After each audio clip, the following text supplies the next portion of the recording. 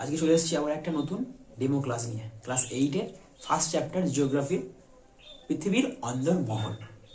ঠিক আছে, পৃথিবীর অন্দরমহল। এই হচ্ছে যে পৃথিবীর অন্দরমহল, এই যে ক্লাসটা করাবো এটা হচ্ছে একটা ডেমো ক্লাস, পুরোপুরি ফুল ক্লাস নয়, শুধু একটা ডেমো ক্লাস। ঠিক আছে, তাহলে শুরু করা যাক আজকে ক্লাস। হ্যাঁ, পৃথিবীর অন্দরমহল, পৃথিবীর অন্দরমহল। ঠিক আছে, এই অন্দরমহল, অন্দরমহল জিনিসটা কি?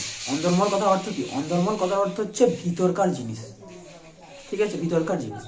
তাহলে এইটা হচ্ছে, এটা হচ্ছে ভূপৃষ্ঠ, উপরটা হচ্ছে ভূপৃষ্ঠ, উপরটা ভূপৃষ্ঠ। ঠিক আছে, এটা হচ্ছে ভূপৃষ্ঠ।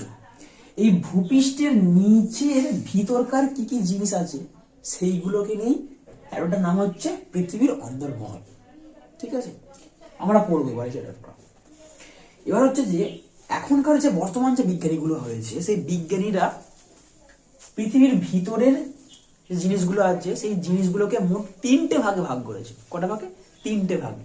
ঠিক আছে, একটা হচ্ছে, 1 নম্বর হচ্ছে ভূত্বক, 2 নম্বর হচ্ছে গুরুমণ্ডল, আর 3 নম্বর হচ্ছে কেন্দ্রমণ্ডল। এই মোট 3টে জিনিস আমাদের ভূপৃষ্ঠ থেকে পৃথিবীর কেন্দ্র পর্যন্ত ভিতরের যে জিনিসগুলো আছে সেই জিনিসগুলোকে মোট 3টে ভাগে ভাগ করেছে। সেটা হচ্ছে, একটা হচ্ছে ভূত্বক, 2 নম্বর হচ্ছে গুরুমণ্ডল, 3 নম্বর হচ্ছে কেন্দ্রমণ্ডল। এবার আমরা প্রথম আসি ভূত্বকে। প্রথম আসি আমরা কি? ভূত্বকে। প্রথম আসি আমরা কি? ভূত্বক। ঠিক আছে, ভূত্বক আসি প্রথম আমরা। ভূত্বক, এই ভূত্বক, ভূত্বকটা কি? পৃথিবীর উপরের অংশটাকে আমরা কি বলি? ভূপৃষ্ঠ। সেই ভূপৃষ্ঠের নিচে 5 কিলোমিটার থেকে 60 কিলোমিটারের মধ্যে, এটা হচ্ছে নিচে 5 কিলোমিটার থেকে 60 কিলোমিটার পর্যন্ত, ধরো এখানে পর্যন্ত 60 কিলোমিটার। ঠিক আছে, এখান থেকে শুরু, এটা উপরটা হচ্ছে ভূপৃষ্ঠ। ঠিক আছে, এটা ভূপৃষ্ঠ, এটা। ঠিক আছে, এই ভূপৃষ্ঠ থেকে 5 কিলোমিটার থেকে 60 কিলোমিটার নিচের যেই এই যে এতটা অংশটা যে আছে, এই এতটা অংশটাকে কি বলা হচ্ছে তোমার? কি এতটা যে অংশ আছে, এই এতটা অংশকে কি বলা হচ্ছে তোমার? ভূত্বক বলা হয়। কি বলা হয়? ভূত্বক বলা হয়। এবার এই ভূত্বকের ভিতরে অনেক কিছু জিনিস আছে, ভিতরে অনেক কিছু জিনিস আছে। এই ভূত্বককে মেনলি 2টো ভাগে ভাগ করা হয়। একটা হচ্ছে তোমার কি? সীমা, 2 নম্বরটা হচ্ছে কি? শিয়াল। সীমা, শিয়াল, দুটোকে ভাগ করা হয়েছে। কাকে? ভূত্বকের, ভূত্বকের 2টো ভাগ।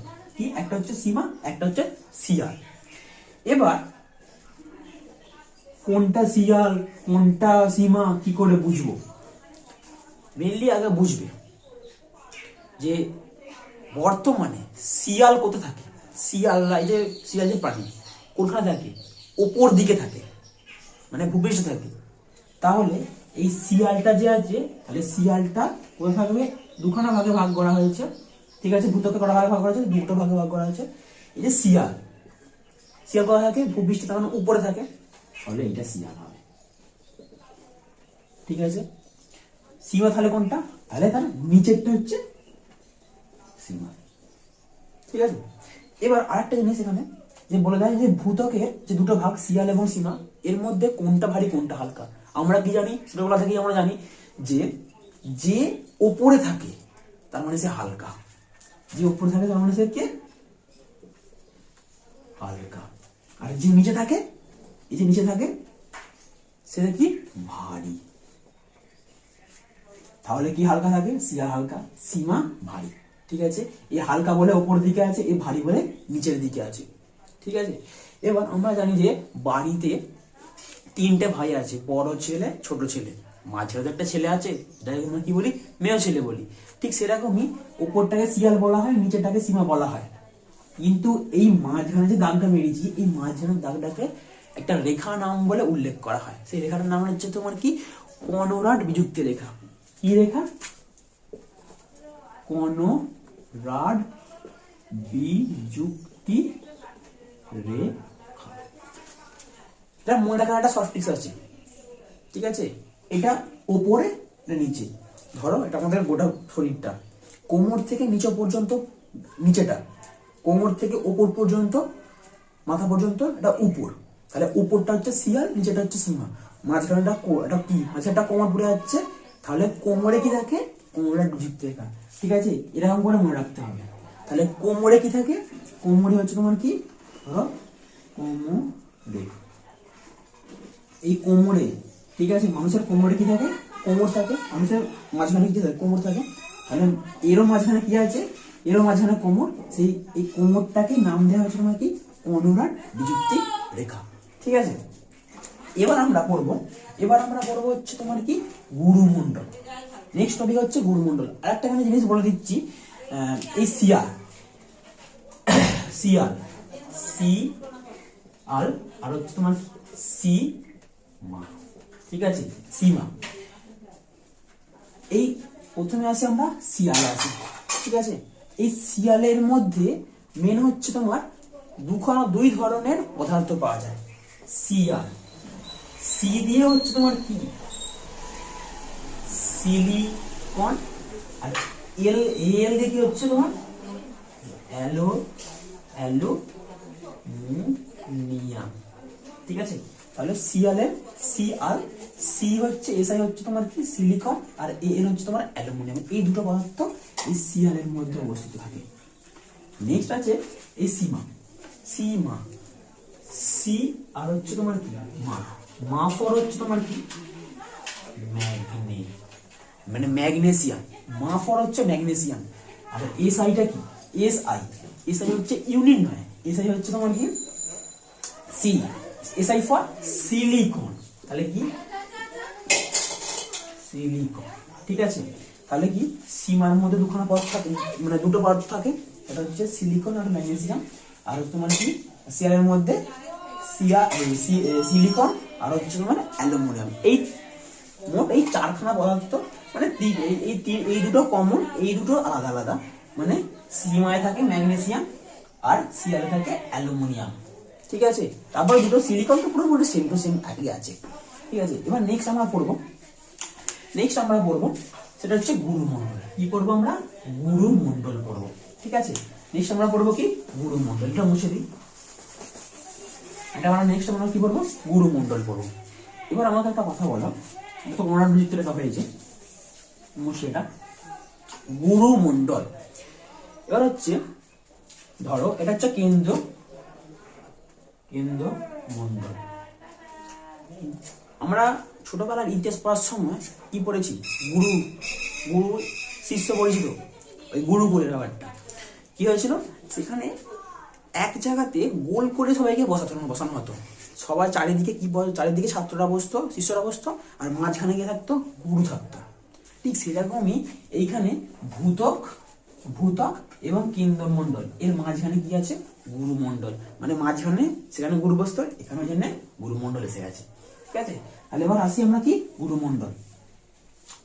আপ টু এইখান থেকে আপ টু 2900 কিলোমিটার পর্যন্ত কে থাকে, কারা থাকে, আপ টু 2900 কিলোমিটার পর্যন্ত কে বসবাস করে, হচ্ছে গুরুরা বসবাস করে, মানে গুরুমণ্ডল বসবাস করে। এটাই কি বলা হচ্ছে তোমার কি, এটা টোটালটাকে কি বলা হচ্ছে তোমার কি, গুরুমণ্ডল বলা হয়, গুরুমণ্ডল বলা হয়। এবার হচ্ছে আমি তো বলেছি যে এরও দুখানা ভাগ, এরও দুটো ভাগ আছে, এরকম ভাগ আছে, মাঝখান থেকে আমার লাইন টেনে দিই। ঠিক আছে, দুটো ভাগ আছে, গুরুমণ্ডলে দুটো ভাগ আছে। আবার গুরুমণ্ডলে দুটো ভাগ, একটা হচ্ছে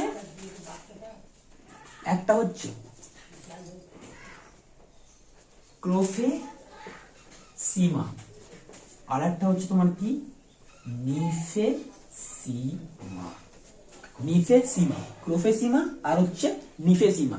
ঠিক আছে, ক্রোফেসিমা আর হচ্ছে নিফেসিমা। এবার আমরা কোনটা জানবো, উপরে, আমি তো এখানে তীর চিহ্ন মেরে দিয়েছি, তাই কি করে আমরা বুঝবো কোনটা উপরে কোনটা নিচে। ভালো করে একটা কবিতা বানিয়েছি তোমাদের জন্য, একটা মানে বোঝার সুবিধার্থে একটা কবিতা বানিয়েছি।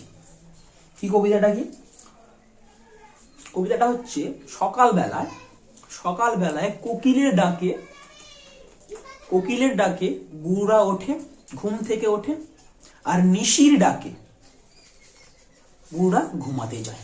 ঠিক আছে, তাহলে কি বললো, সকাল বেলায় কোকিলের ডাকে গুরুরা ঘুম থেকে ওঠে, আর নিশির ডাকে গুরুরা ঘুমাতে যায়। ঠিক আছে, ঘুমাতে যায়। ঠিক আছে, ঘুমাতে যায়। তাহলে হচ্ছে ওই কোকিল যে বললাম নি, সবার সকালবেলা সবার আগে কার ডাক পাওয়া যায়, কোকিলের ডাক পাওয়া যায়। তাহলে সবার প্রথমে কে আসছে, প্রফেসিমা। ঠিক আছে, প্রফেসিমা, কোকিল প্রফেসিমা। আর হচ্ছে নেক্সট হচ্ছে বললাম যে নিশির ডাকে গরুরা ঘুমাতে যায়, তাহলে হচ্ছে নিফেসিমা। ঠিক আছে, নিফে।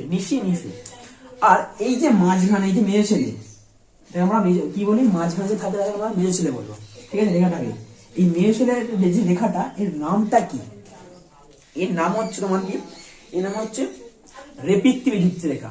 রেপিত্তি, এই নামটা, এই মাঝখানের নামটা হচ্ছে তোমার কি, রেপিত্তি বিযুক্তি রেখা, রেপিত্তি বিযুক্তি রেখা। ঠিক আছে, এবার আমরা শর্ট ফর্মে এটা আরেকটা ভালো জিনিস মানে বানিয়েছি। দেখো, সকালবেলায় কোকিলের ডাকে ঘুম থেকে ওঠে গুরু। ঠিক আছে, গুরুরা ওঠে, এবং হোলিতে রং খেলে নিশির ডাকে ঘুমায় গুরু। তাহলে ওই যে কোকিলের ডাকে ঘুম থেকে উঠছে, নিশির ডাকে হচ্ছে, মাঝখানে কি খেলছে, রং খেলছে। রং ফর রেপিত্তি, রেপিত্তি বিযুক্তি রেখা। ঠিক আছে, রং ফর রেপিত্তি বিযুক্তি রেখা। ঠিক আছে, তাহলে এবার আমরা জানবো হচ্ছে কোফেসিমায় কোন কোন ধরনের পদ থাকে। কোফে, প্রথমে আমরা আসি ক্রো সমান হচ্ছে ক্রোমিয়াম। কি, ক্রো সমান হচ্ছে তোমার কি, ক্রোমিয়াম। ফে সমান হচ্ছে লোহা। আর সি মানে হচ্ছে তোমার কি, সিলিকন। আর এম সমান হচ্ছে তোমার কি, ম্যাগনেসিয়াম। ঠিক আছে, এই ক্রোমিয়াম, লোহা, সিলিকন এবং ম্যাগনেসিয়াম, এই চারটে এইখানে থাকে। কোথায় থাকে, প্রোফেসিমা থাকে, মানে কোকিলে থাকে, কোকিলে এইগুলো থাকে। নিফেসতে কি থাকে, মানে নিচেতে কি থাকে, নিচে হচ্ছে কি, নিকেল। এস ফে মানে হচ্ছে লোহা। ঠিক আছে, সিলিকন। আর হচ্ছে মানে হচ্ছে ম্যাগনেসিয়াম। নিফেসিমা, হ্যাঁ, ম্যাগনেসিয়াম। ঠিক আছে, ম্যাগনেসিয়াম, এই চারটে এখানে থাকে। এখানের মধ্যে কমন হচ্ছে লোহা, সিলিকন এবং ম্যাগনেসিয়াম। শুধুমাত্র ওপরে হলে ক আর নিচে হলে নি, মানে এই নিকেলটা এবং ক্রোমিয়ামটা মানে আলাদা। ওপরে থাকবে ক্রোমিয়াম, নিচে থাকবে নিকেল। ঠিক আছে, এবং আমি কি বলেছি, আর একটা জিনিস ভালো করে শুনবে, যে ধরো কোথাও ভিতরে ঢুকছো, যত প্রথমে যখন ঢুকছিলে তখন ঠান্ডা লাগছিল না, গরম হচ্ছিল না, কিন্তু যত আস্তে ভিতরে ঢুকছো কি হচ্ছে, গরম বাড়ছে। ঠিক সেরকমই আমরা যখন ভূপৃষ্ঠ থেকে ভিতরে ঢুকছিলাম তখন আমাদের এখানে খুব একটা গরম হয়নি, কিন্তু যখন আমরা এই কনরাড বিযুক্তি রেখা আমরা কোমর বিযুক্তি রেখা যখন আমরা অতিক্রম করছি, তখনই আমাদের আস্তে আস্তে কি হচ্ছে, গরম বাড়ছে। তখন আমরা যত ভিতরে ঢুকবো তখন আমাদের কি হবে, গরম বাড়বে। সেই জন্য এই গুরুমণ্ডলের টেম্পারেচার হচ্ছে 2900 ডিগ্রি সেলসিয়াস। 2900 ডিগ্রি সেলসিয়াস, 1930 থেকে 3000 ডিগ্রি সেলসিয়াস। ঠিক আছে, 1900 থেকে 3000 ডিগ্রি সেলসিয়াস থাকে এখানে। এবার হচ্ছে যে আরেকটা হচ্ছে লাস্ট টপিক হচ্ছে তার কেন্দ্রমণ্ডল।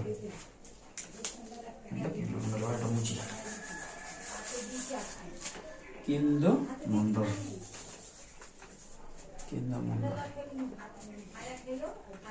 এই 2900 কিলোমিটার যে আছে, এই 2900 কিলোমিটার থেকে নিচের দিকে 5000 কিলোমিটার পর্যন্ত যে পুরোপুরি থাকে, যে অবস্থানটা আছে, সেই অবস্থানটাকে কি বলা হচ্ছে, আমাদের কেন্দ্রমণ্ডল বলা হয়। কি বলা হয়, কেন্দ্রমণ্ডল। ঠিক আছে, আমরা কি জানি, যে মাঝখানে থাকি।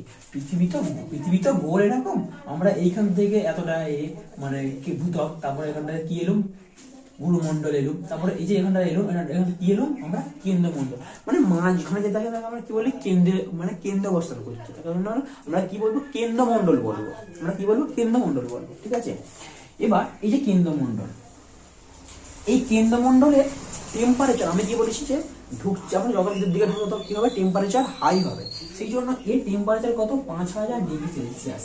ঠিক আছে, মানে আমরা এই জায়গাতে প্রবেশ করলে আমাদের কি হবে, 5000 ডিগ্রি উষ্ণতা আমরা নিজের মধ্যে অনুভব করতে পারবো। ঠিক আছে, এবার এই যে কেন্দ্রমণ্ডল আছে, এই কেন্দ্রমণ্ডলের আবার দুটো ভাগ আছে। কটা ভাগ, দুটো ভাগ। আর এই কেন্দ্রমণ্ডলকে আমরা প্রথমে একটা স্তরের নাম, মানে একটা নাম রাখবো, সেটা হচ্ছে নিফে। নিফে কেন নাম নিফে ডাকবো, কেন নিফে ডাকার কারণ হচ্ছে এইখানেতে নিকেল এবং ফে মানে হচ্ছে তোমার কি, লোহা। নিকেল এবং নিকেল এবং লোহা এখানে প্রচুর পরিমাণে পাওয়া যায়, এই স্তরটাকে প্রচুর পরিমাণে পাওয়া যায়। কি পাওয়া যায়, নিকেল এবং লোহা। এই জন্য আমরা এই স্তরটাকে কি বলবো, নিফে বলবো। ঠিক আছে, নিফে বলবো। এবার আমরা জানি যে এই কেন্দ্রমণ্ডলটাকে দুটো ভাগে ভাগ করা হয়। ঠিক আছে, কটা ভাগে ভাগ করা হয়, আমি লাইন টেনে দিচ্ছি, দুটো ভাগে ভাগ করা হয়। এবার এই কেন্দ্রমণ্ডলটা দুটো ভাগে ভাগ করা হয়, একটা হচ্ছে কেন্দ্রমণ্ডল আর একটা হচ্ছে বহি কেন্দ্রমণ্ডল। মোট দুটো ভাগ, একটা হচ্ছে অন্ত, একটা হচ্ছে বহি। অন্ত মানেটা কি, অন্ত মানে হচ্ছে ভিতরে, অন্ত মানে হচ্ছে ভিতর। ঠিক আছে, সেই জন্য নিচের যে অংশটা থাকে এই অংশটাকে কি বলা হবে, অন্তর কেন্দ্রমণ্ডল। আর কেন্দ্রমণ্ডল এটা হচ্ছে এই টোটাল হচ্ছে কেন্দ্রমণ্ডল, এটা হচ্ছে ভিতরের কেন্দ্রমণ্ডল, এটা ভিতরের কেন্দ্রমণ্ডল, এই জন্য একে কি বলা হচ্ছে তোমার কি, অন্তর কেন্দ্রমণ্ডল। এবং এই কেন্দ্রমণ্ডলের আবার বাইরের অংশটা আছে, মানে এই যে জায়গাটা আছে, এই জায়গাটাকে কি বলা হচ্ছে, বহিঃ কেন্দ্রমণ্ডল বলা হয়। এবার একটা জিনিস বলে দিচ্ছি, এই যে অন্তঃকেন্দ্রমণ্ডল, এই অন্তঃকেন্দ্রমণ্ডলে সব থেকে বেশি পরিমাণ চাপ পাওয়া যায়। ধরো একটা বিয়ে বাড়িতে কি হচ্ছে, তোমাকে একটা মিষ্টি আনতে দিয়েছে, যেখানে দামটাতে 200 পিস মিষ্টি ধরার কথা, তোমার সেখানে 300 পিস মিষ্টি ধরিয়ে এনেছো। তাহলে ওপর মিষ্টিগুলো তো বেশ ভালোই আছে, নিচের যে মিষ্টিটা আছে সেই মিষ্টিটা কি হবে, চেপে যাবে পুরোপুরি। তাহলে সেই জন্য এই যে অন্তঃকেন্দ্রমণ্ডলটা, এই অন্তঃকেন্দ্রমণ্ডলের মধ্যে প্রচুর নিচে থাকে, তো এই জন্য প্রচুর পরিমাণে কি করতে হয়, চাপ নিতে হয়, প্রচুর পরিমাণে চাপ এখানে থাকে। ঠিক আছে, আর এই যে ওপরেরটা আছে এই বহিঃকেন্দ্রমণ্ডলটা, এই অন্তঃকেন্দ্রমণ্ডলের থেকে অপেক্ষাকৃত কম, যে নিচে আছে তার থেকে যে ওপরে থাকে একটুখানি, তাকে তো অল্প চাপ নিতে হয়। ঠিক আছে, সেই জন্য এতে কি হয়, অল্প চাপ থাকে। ঠিক আছে, বোঝা গেছে। আর মেন কথা হচ্ছে যে এইটা কোনো ফুল ক্লাস নয়। ঠিক আছে, এটা একটা ডেমো ক্লাস, ক্লাস 8-এর পৃথিবীর অন্তর্মহল। এখানে ডেমো ক্লাস হলে কি হয়, ছোট করে কিছু করা হয় এবং পুরোপুরি কোনো ফুল ভিডিও থাকে না। এই চ্যাপ্টারটা পড়াতে গেলে অনেকটা সময় লাগবে। ঠিক আছে, আজ পর্যন্ত।